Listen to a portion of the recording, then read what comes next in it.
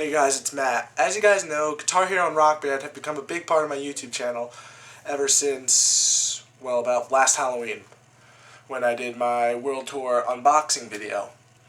But now, as most of you know, between now and then, I got an Xbox 360. And as you also know, we had a bit of an incident where everyone was yelling at me and sending death threats because I was playing on easy on Guitar Hero.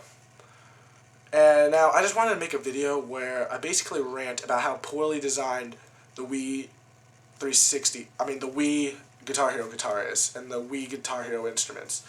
Now, for a game that requires split-second, reaction time, this game, the controller is designed absolutely horrible. Now, first off, take a look at both of the guitars. Tell me what major difference you see here. Maybe it's the giant gaping hole in this one. See, basically, this is how these two guitars differ and what makes them good and bad. This guitar, when it connects, is an Xbox 360 guitar. When it connects to the Xbox, it connects as an entirely separate controller. Therefore, it goes direct. All signals sent wirelessly from this go directly into this, right into the Xbox. This, on the other hand, you have the controller stuck inside here. So when you tap, the signal goes through the controller, then to the Wii, and then you get the result, making about a significant delay time. I mean, when I play Guitar Hero on the 360 and on my TV, the lag time I set is about 10 milliseconds. On this, I have to set it to about 60 milliseconds. That's a 50 millisecond difference.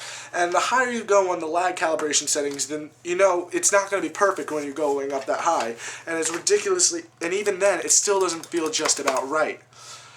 And there's even more wrong with this guitar than that. I mean, if you think about it, this guitar costs just as much as this one. But, if you think about it, for this, it's basically just a hollow shell, very ordinary, very plain. When you hit the commands, when you activate star power by tilting up, there is no motion, there are no accelerometers in the guitar itself to determine that it's being lifted up. That technology is actually in the controller, which makes this a significantly cheaper guitar to produce.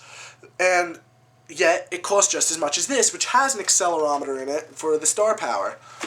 And that just isn't right at all, if you think about it. Also, it's ridiculously battery draining for a Wii Remote. For a controller that's already ridiculously battery draining as it is, this just drains it even more. Because you also have the rumble feature, which is just set to a ridiculous degree because it has to shake this entire guitar in order for you to feel it. They know rumble, when they designed it for the 360, they're like, you know what, rumbling isn't really an essential part, so they just took the rumble out of it altogether, and that's fine. And you hear the clanking noises in here as opposed to on the TV with the 360 one. But also, another huge fault to this is, let's say you have a bunch of friends that want to play. You have one Wii Remote, but you have two guitars. You're beat. Because you need an additional Wii Remote for each guitar that you use. Therefore, even though you bought the guitar, you can't use it unless you have another Wii Remote. Whereas opposed to this, you can just, for each guitar you use, it doesn't matter how many 360 controllers you have, it'll still work just fine. And there's no big deal to it at all, and it just works perfectly that way.